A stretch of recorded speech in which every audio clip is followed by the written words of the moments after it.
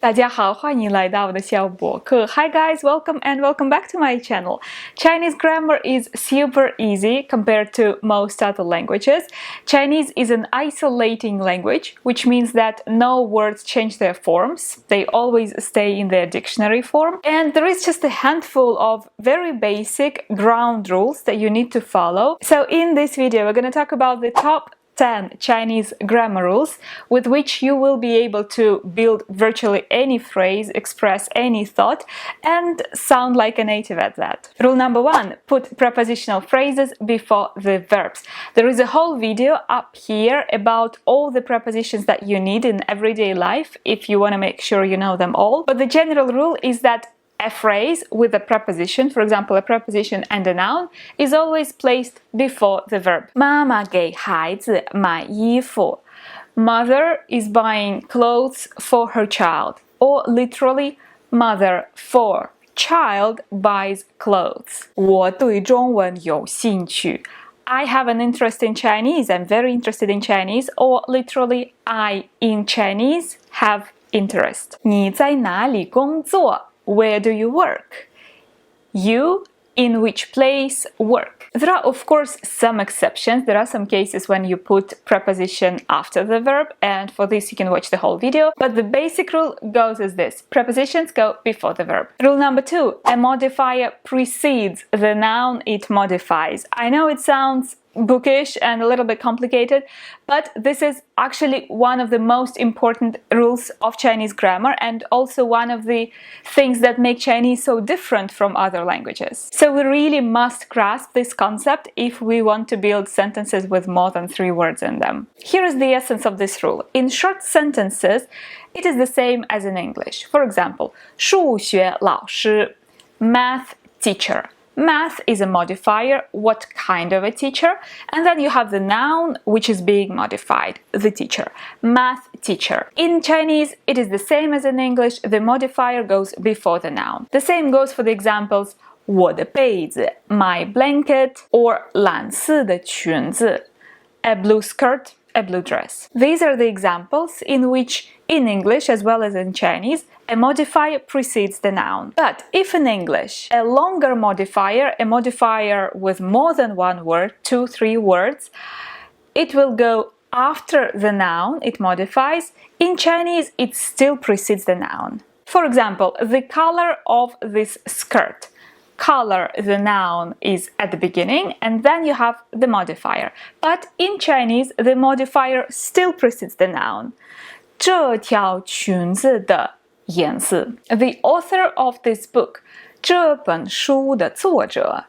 In English, first comes the noun, the author, and then the modifier. In Chinese, first comes the modifier, 这本书的 of this book, and then you have the noun, 作者, the author. And even if a modifier is a whole clause, a big phrase with its own subject and predicate, in Chinese it is still placed before the noun. In English we say, the dress that I bought yesterday. In Chinese we say, 我昨天买的裙子. So no matter how long a modifier is, it is still placed before the noun. Look at the headline of a news piece. Very long, very complicated, but you can see that the main word, the noun, is at the very end, and all this is a very long, big modifier. So a little tip, when you're reading something, when you're translating something, look for the noun before the and start translating from there. This is going to be your main word in the phrase, and what comes before it, what precedes,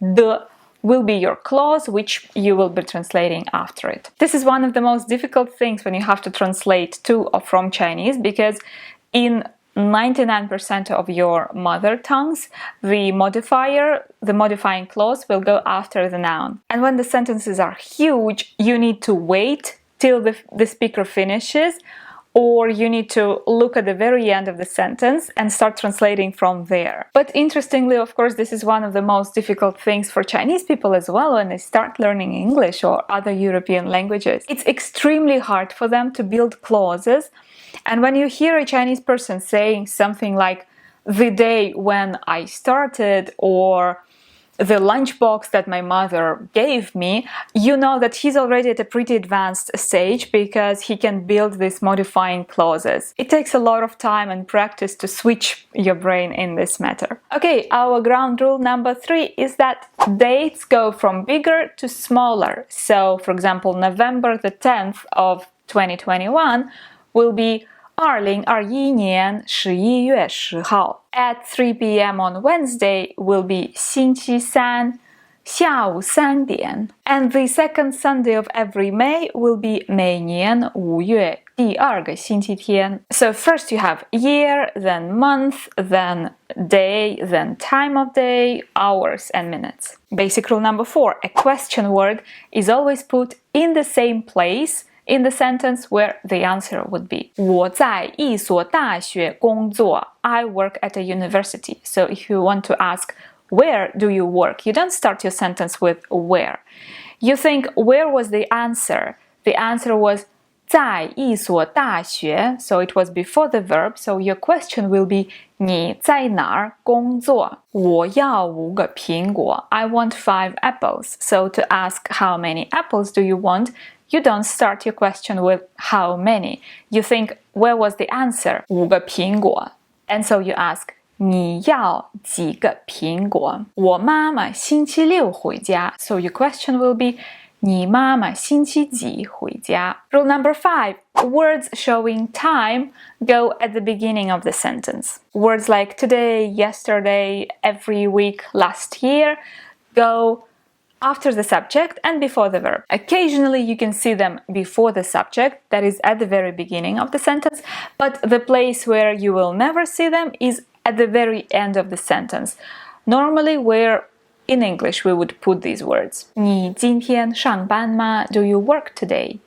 我每天跑步 I jog every day. Rule number 6, we use particle the between a two-syllable modifier and a noun. For example, 便宜的房子 A two-syllable modifier can be a two-syllable adjective, 好看的衣服 beautiful clothes, 新来的学生 new student, 善良的姑娘 a kind girl, or 黑色的猫a black cat. Or it can be a one-syllable adjective and an adverb. For example, 很大的房子 a very big house, 蛮好的建议 a pretty good suggestion, 挺贵的鞋子 pretty expensive shoes. On the contrary, one-syllable modifiers do not normally need the.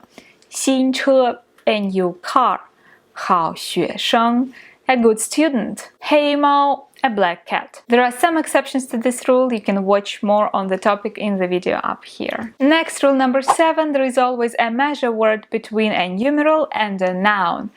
2个苹果 2 apples, 3位老师 3 teachers, 一杯咖啡 a cup of coffee. Measure words are also necessary between nouns and words 这 this, 那 that, 每every and 几 several 几个杯子 several cups 这个星期 this week and 那条裙子 that dress. Rule number 8. The verb to be in Chinese can be translated as 很是在 and 有很 which in dictionaries is translated as very goes with adjectives. 房子很贵Houses are expensive.